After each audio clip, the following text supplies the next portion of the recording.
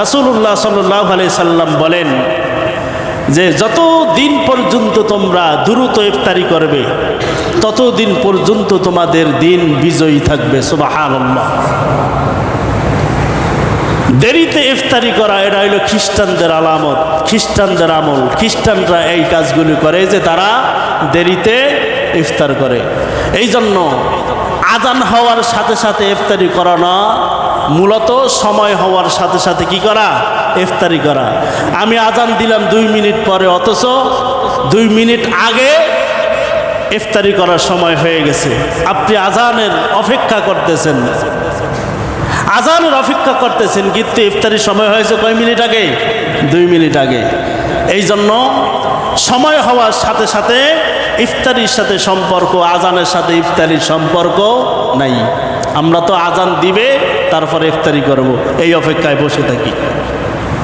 হযরতে জাবের রাদিয়াল্লাহু তাআলা আনহু বলেন, রাসূলুল্লাহ সাল্লাল্লাহু আলাইহি ওয়াসাল্লাম বলেন, প্রত্যেক দিন ইফতারির সময় এবং রাতের বেলা আল্লাহ তাআলা অসংখ্য তার জাহান্নামী বান্দা বান্দীদেরকে ক্ষমা করিয়া দেন। এই জন্য রাতের বেলা বিশেষ করে তাহাজ্জুদ নামাজ আদায় করে আল্লাহ তাআলার কাছে জাহান্নাম থেকে মুক্তি চাওয়া, জান্নাতের আবদার জানানো এবং ইফতারের সময় সংক্ষিপ্ত আকারে হইল দোয়া করা, আল্লাহ তাআলার কাছে জাহান্নাম থেকে মুক্তি চাওয়া, জান্নাতের মালিকানা চাওয়া। রাসূলুল্লাহ সাল্লাল্লাহু আলাইহি ওয়াসাল্লাম বলেন, ইফতারি সম্মুখে নিয়ে যে বান্দা যেই দোয়াগুলো করে ওই দোয়া আমার আল্লাহ তাআলা কবুল করে নেন। সুবহানাল্লাহ।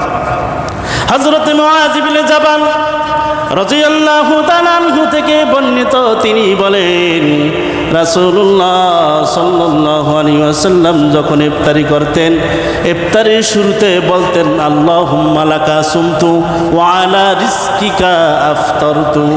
এই দোয়া আমরাও পাঠ করব, সুন্নত আদায় হয়ে যাবে। তাহলে আরেকটা বিষয় হইল, আমরা যারা রোজা রেখেছি অনেক সময় আমরা আমাদের বন্ধু বান্ধব অথবা আত্মীয় স্বজনকে অথবা মসজিদের ইমাম সাহেবকে আমরা দাওয়াত দিয়ে মসজিদে অথবা বাসায় নিয়ে ইফতারি করাই। এই আমলগুলো আমাদের আছে না? আমরা ইফতারি করাই। তা রাসূলুল্লাহ সাল্লাল্লাহু আলাইহি ওয়াসাল্লাম বলেন, ও আমার উম্মত শোনো, তুমি যদি এক গ্লাস দুধ অথবা 1 গ্লাস শরবত অথবা 1 জগ পানি দেওয়া হইল, যদি কাউকে তুমি ইফতারি করাও, আমার হাবিব মুহাম্মদ সাল্লাল্লাহু আলাইহি ওয়াসাল্লাম বলেন, ওই ব্যক্তি রোজা রেখে যেই রকম সওয়াব অর্জন করেছে, তুমি ইফতারি করার ফলে তোমারও এই রকম সওয়াব আল্লাহ তাআলা দিয়ে দিবে। তাহলে রোজা রেখে যেই সওয়াব পাইল, আরেকজনকে ইফতারি করাইও সে একই সওয়াব পাইল, তার রোজা হইল কয়টা? 2টা হয়ে গেছে। এতে যিনি ইফতারি করাবে তার সওয়াব একটু কমানো হবে না। সুবহানাল্লাহ। তাহলে আমরা কি ইফতারি করাবো? বন্ধু বান্ধব একজন ইফতারি করেন, ভাই আসো আজকে ইফতারি করাই, এই ইফতারি করাইলেন। আল্লাহ তাআলা আমাদেরকে তৌফিক দান করুন। যাই হোক, রাসূলুল্লাহ সাল্লাল্লাহু আলাইহি ওয়াসাল্লাম বলেন, হযরত আনাস ইবনে মালিক রাদিয়াল্লাহু তাআলা আনহু থেকে বর্ণিত, আল্লাহর নবী মুহাম্মদুর রাসূলুল্লাহ সাল্লাল্লাহু আলাইহি ওয়াসাল্লাম বলেন, কখনো কোনো বাসায় দাওয়াত খাওয়ার পরে অথবা ইফতারি করার পরে তোমরা এই দোয়াগুলো পাঠ করবা। আফতারু ইনদাকুমুস সাইমুন ওয়া আকালা তুআমাকুমুল আবরার ওয়া সাল্লাত আলাইকুমুল মালায়েকা। ও আমার উম্মতরা শোনো, তোমরা ইফতারি করার পরে এই দোয়া বেশি বেশি পাঠ করবা, বিশেষ করে দাওয়াতে যাওয়ার পরে এই দোয়াটা পাঠ করবা, যেই দোয়ার অর্থ হইল, রোজাদার তোমাদের নিকট ইফতার করবে, নেককার বান্দারা তোমার ইফতারিতে শরীক হবে। এর বদৌলতে কি হবে শোনো, তোমার বাসায় একজন নেককার ব্যক্তি এসে খাইল, এই খাওয়ার বদৌলতে ফেরেশতারা তোমার জন্য বিশেষ রহমতের দোয়া করতে থাকবে। সুবহানাল্লাহ, ফেরেশতারা বিশেষ দোয়া করবে, কত সৌভাগ্য। তাহলে ইফতারিতে আমরা হালাল যেই খাবার আছে সেই খাবারগুলো আমরা খাইতে পারি। তো রাসূলুল্লাহ সাল্লাল্লাহু আলাইহি ওয়াসাল্লাম তিনি তাজা পাকা খেজুর খাইতেন। আমরা তো আর তাজা পাকা খেজুর খাওয়ার সব অবস্থা আমাদের নাই, আছে নাকি? আমরা যে কোনো খেজুর খাইতে পারি। শরবত আছে, আলুর চপ, বেগুনির চপ, ছোলা, অন্যান্য যত খাবার আইটেম আছে, সর্বপ্রথম ইফতারিতে আমরা কোন জিনিসটা মুখে দিব? এইটা হলো রাসূলুল্লাহ সাল্লাল্লাহু আলাইহি সাল্লামের সুন্নাত। খাইতে বসলাম, সর্বপ্রথম আমি খেজুরটা মুখে দিলাম, একটা সুন্নত আদায় হয়ে গেল। তো একটা সুন্নত যদি আমি আদায় করি, রাসূলুল্লাহ সাল্লাল্লাহু আলাইহি ওয়াসাল্লাম বলেন যে এই ফিতনার জামানায় কেউ যদি আমার একটা সুন্নতকে আঁকড়ে ধরে, আমার একটা সুন্নতকে জিন্দা করে, আমার একটা সুন্নতকে আমল করে, তাহলে আল্লাহর রাস্তায় 100 শহীদ তিনি যুদ্ধে গিয়া আল্লাহর রাস্তায় গিয়া যুদ্ধ করতে করতে শহীদ হয়েছে।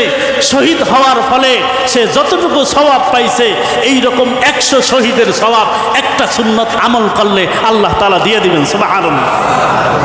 তাহলে এই সুন্নতগুলো আমরা টুকটাক যেই সমস্ত সুন্নতগুলো আছে, আপনা সুন্নত হোক, ছোট হোক, বড় হোক, প্রত্যেকটা সুন্নতকে আমরা আঁকড়ে ধরার চেষ্টা করব। খাইতে গেলে সুন্নত আছে না? ঘুমাইতে গেলে সুন্নত আছে না? চলাফেরা করতে গেলে সুন্নত আছে না? রাস্তায় চলাফেরা করবেন, সুন্নত আছে না? তাহলে প্রত্যেকটা জায়গায়, এমন কোনো জায়গা নাই, রান্নাঘর থেকে শুরু করে রাষ্ট্র পর্যন্ত প্রত্যেকটা জায়গায় রাসূলের আদর্শ, রাসূলের সুন্নত বিদ্যমান। আমরা সুন্নতকে আঁকড়ে ধরব, দেখবেন আমাদের জীবনটা সুন্দর হয়ে যাবে। সুবহানাল্লাহ। যাই হোক, রাসূলুল্লাহ সাল্লাল্লাহু আলাইহি ওয়াসাল্লাম স্বাভাবিক খাবার খেতেন। ওই মাল্লার মুসলমান, স্বাভাবিক খাবার বলতে কি বোঝায়? কখনো কখনো রাসূলুল্লাহ সাল্লাল্লাহু আলাইহি ওয়াসাল্লাম একটা খেজুর দিয়ে সাহারি খাইতেন, আর একটা খেজুর দিয়ে ইফতারি করতেন। তাহলে একটা খেজুর দিয়া সাহারি খাইতেন, একটা খেজুর দিয়া ইফতারি করতেন। তাহলে বর্তমানে আমরা এই যে ইফতারি করি, মানে যেই কয় প্রকার নিয়ে আমরা খাইতে বসি, মানে সারাদিন যে না খেয়ে থাকলাম, এটার কাজা কাফারা একসাথে ওই ইফতারিতে বসে আদায় করে ফেলাই। মানে এমন খাইতে খাইতে পেট একবারে তরমুজের সাইজ হয়ে যায়, মানে নামাজ পড়বো এই শ্বাসটুকু থাকে না। অথচ রাসূলুল্লাহ সাল্লাল্লাহু আলাইহি ওয়াসাল্লাম সবসময় স্বাভাবিক খাবার খেতেন। হ্যাঁ, যদি বেশি খাবার খেতে হয় তাও 3 ভাবে তোমরা খাবার খাও। রাসূলুল্লাহ সাল্লাল্লাহু আলাইহি ওয়াসাল্লাম বলেন, এক প্রকার যে তোমার পেটটা 3টা ভাগ করো, 3টা ভাগ করে পেটের 1/3 খাবার খাও, আর 1/3 পানি খাও, আর 1/3 শ্বাস প্রশ্বাসের জন্য রেখে দাও। আমরা কি করি? পেটে কোনো ফাঁকা থাকে, হাসে যেই রকম করে ক্ষুধা লাগলে পরে, ধান দিলে পরে খাইতে খাইতে খাইতে খাইতে একবারে গলা পর্যন্ত উঠেই ফেলে, আছে না? তা আমরা খাইতে খাইতে আমাকে অবস্থা ওই রকম হয়, শেষ জায়গালে পরে গলাটা পইড়া যায়। এইরকম খাওয়া আমরা খাই। তাহলে আমি চিন্তা করি যে একটা খেজুর দিয়া সাহারি খাইতেন, একটা খেজুর দিয়ে ইফতারি করতেন, এতে কিভাবে ক্ষুধা নিবারণ হইত, কিভাবে তারা থাকতো। এমনও হয়েছে যে 1 দিন 2 দিন 3 দিন পর্যন্ত একটা খেজুরও জোটে নাই। এমনও সময় গেছে সাহাবীদের ঘরে ইফতারি করার মতো কোনো খাবার ছিল না, কি দিয়া ইফতার করবেন এই রকম কোনো রাস্তা নাই, পানি পর্যন্ত সামনে ছিল না, কি করবে? স্বামী স্ত্রী মিলিত হওয়ার মাধ্যমে তারা ইফতারি করতেন। কি করবে? স্বামী স্ত্রী মিলিত হয়ে তারপরে তারা রোজা ভাঙতেন, ইফতারি করতেন। আর আমাদের বর্তমানে এই যুগে কত স্বাভাবিক খাবার, কয় ঘন্টা আমাদের রোজা রাখতে হয়, এত খাবার দাবার আমরা খাই, তারপরে মুসলমান আজকে রোজা রাখতেছে না, রোজা থেকে দূরে সরে যাইতেছে, কপাল পোড়া দুর্ভাগা ছাড়া আর কিছুই না।